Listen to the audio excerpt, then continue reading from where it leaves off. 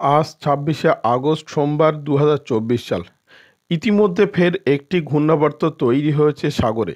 উত্তর পশ্চিম সাগরে এই ঘূর্ণাবর্তটি তৈরি হয়েছে, আগামীকাল নিম্নচাপে পরিণত হওয়ার সম্ভাবনা রয়েছে, যার ফলে বৃষ্টিপাত আরও কিছুটা বাড়বে দক্ষিণবঙ্গে।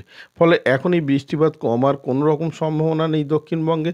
তবে এই ঘূর্ণাবর্তটি নিম্নচাপে পরিণত হওয়ার পর উড়িষ্যা হয়ে মধ্য ভারতে যাবে, আর এই যাওয়ার পথে কিছুটা বৃষ্টিপাত ঘটাবে দক্ষিণবঙ্গের জেলায় জেলায়। এবারে আজকে কেমন আবহাওয়া থাকে সব বিস্তারিত জানাবো। আপনারা দেখছেন top Barasat news YouTube channel. আজকের কলকাতায় মেঘলা আকাশ থাকবে, কখনো কখনো ভারী বৃষ্টি, কখনো কখনো হালকা থেকে মাঝারি বৃষ্টিপাত হবে, এমনটা পূর্বাভাস দিয়েছে আবহাওয়া দপ্তর। সব জায়গায় টানা বৃষ্টিপাত হবে না কলকাতায়। কলকাতায় কোথাও কোথাও মানে সব অংশে বৃষ্টিপাত হবে না, কখনো এক জায়গায় বৃষ্টি হচ্ছে তো কখনো আরেক জায়গায় বৃষ্টিপাত হচ্ছে, এমনটা জানিয়েছে আবহাওয়া দপ্তর। আজকে সবচেয়ে বেশি বৃষ্টিপাতের পূর্বাভাস রয়েছে শুধুমাত্র দুটি জেলাতে, সেটা হলো দক্ষিণ চব্বিশ পরগনা এবং উত্তর চব্বিশ পরগনা। এই দুই জেলাতে অতি ভারী বৃষ্টিপাতের পূর্বাভাস রয়েছে।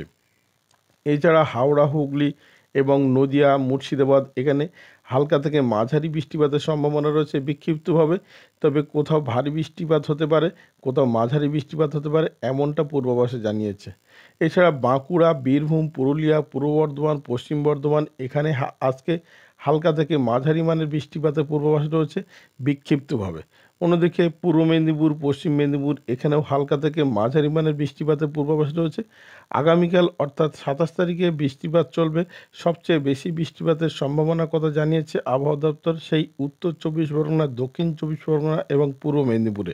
এখানে অতি ভারী বৃষ্টিপাতের সতর্কতা জারি থাকবে আগামীকালও। এছাড়া কলকাতা, হাওড়া, হুগলি, নদিয়া, মুর্শিদাবাদ এখানে হালকা থেকে মাঝারি, কখনো কখনো কোথাও কোথাও মাঝারি থেকে ভারী বৃষ্টির সম্ভাবনা রয়েছে। অন্যদিকে বাঁকুড়া, বীরভূম, পুরুলিয়া, পশ্চিম বর্ধমান, পূর্ব বর্ধমান এবং পশ্চিম মেদিনীপুর এখানে সব জায়গায় মাঝারি থেকে ভারী বৃষ্টিপাতের পূর্বাভাস রয়েছে। তবে অতি ভারী বৃষ্টিপাতের সম্ভাবনা শুধুমাত্র তিনটি জেলাতে জারি রয়েছে, সেটা হচ্ছে উত্তর চব্বিশ পরগনা, দক্ষিণ চব্বিশ পরগনা এবং পূর্ব মেদিনীপুর। এই কয়টি জেলাতেই শুধুমাত্র অতি ভারী বৃষ্টিপাতের সম্ভাবনার কথা জানানো হয়েছে। এইবার নিম্নচাপের কথায় আসি। নিম্নচাপটি আগামীকাল তৈরি হবে এবং সেই নিম্নচাপটি উড়িষ্যা উপকূল দিয়ে মধ্য ভারতের দিকে এগিয়ে যাবে। আর এই যাওয়ার আগে যখন উড়িষ্যা উপকূলে দিয়ে যাবে, সেই যাওয়ার পথে আমাদের পশ্চিমবঙ্গের, দক্ষিণবঙ্গের উপকূলীয় জেলাগুলিতে সবচেয়ে বেশি বৃষ্টিপাত ঘটাবে, এমনটা আমরা অনলাইন মারফত দেখতে পাচ্ছি। তবে আরও একটি ঘূর্ণাবর্ত তৈরি হবে আগামী 28 তারিখ নাগাদ, যেটা নিম্নচাপে পরিণত হয়ে বাংলাদেশের দিকে অগ্রসর হবে। আর যাওয়ার পথে উত্তর চব্বিশ পরগনা, দক্ষিণ চব্বিশ পরগনা সহ উপকূলীয় জেলাগুলিতে ভারী থেকে অতি ভারী বৃষ্টিপাতের সম্ভাবনা তৈরি হতে পারে, এটা আমরা অনলাইন মারফত দেখতে পাচ্ছি। তবে আবহাওয়া দপ্তর এ বিষয়ে এখনও কিছুই জানায়নি। এবার আসি উত্তরবঙ্গের আবহাওয়ার খবরে।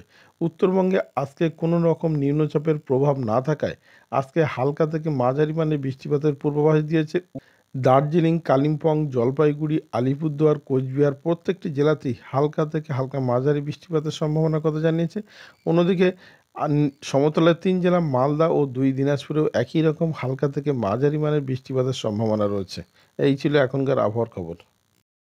ভিডিওটি আপনার কোনো প্রকার উপকারে লেগে থাকে অবশ্যই লাইক, কমেন্ট, শেয়ার করবেন। সেই সঙ্গে চ্যানেলটি সাবস্ক্রাইব করার অনুরোধ রইল। সবাই ভালো থাকবেন, সুস্থ থাকবেন।